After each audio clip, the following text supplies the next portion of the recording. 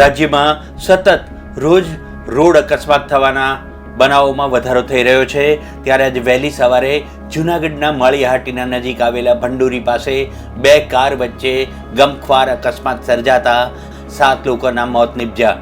આ ગંભીર અકસ્માતમાં 7 મૃતકમાંથી 5 તો વિદ્યાર્થીઓ હતા જે પરીક્ષા આપવા જઈ રહ્યા હતા। બે કારની ટક્કર થતાં એક કારમાં રહેલો ગેસનો બાટલો ફાટતા બાજુના ઝૂંપડામાં પણ આગ લાગી ગઈ। આ સમગ્ર અકસ્માતની ઘટના સીસીટીવીમાં કેદ થઈ।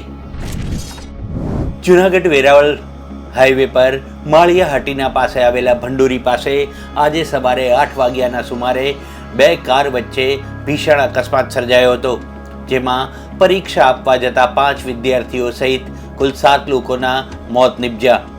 બે કાર વચ્ચે એવી ટક્કર થઈ કે એક કારમાં રહેલો ગેસ સિલિન્ડર ફાટતા બાજુમાં રહેલા ઝૂંપડામાં પણ આગ લાગી હતી।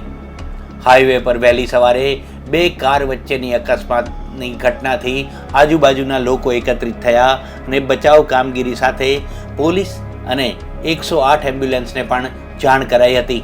ઘટનાની જાણ થતાં જ પોલીસ કાફલો અને ફાયર ફાઇટરની ટીમ ઘટના સ્થળે પહોંચી। ઘટના સ્થળે પહોંચેલી ફાયરની ટીમે ઝૂંપડામાં લાગેલી આગ પર પહેલાં કાબૂ મેળવ્યો, ત્યારબાદ પોલીસે મૃતકોના મૃતદેહને પોસ્ટમોર્ટમ અર્થે ખસેડી અકસ્માત કઈ રીતે થયો એ અંગે તપાસ હાથ ધરી। ડીવાયએસપી દિનેશ કોડિયાતરે જણાવ્યું કે વહેલી સવારે 8 વાગ્યા આસપાસ માળિયાના ભંડોરી પાસે એક મારુતિ સેલેરિયો અને એક અન્ય કાર વચ્ચે ટક્કર થઈ હતી, જેમાં 7 લોકોના મોત થયા।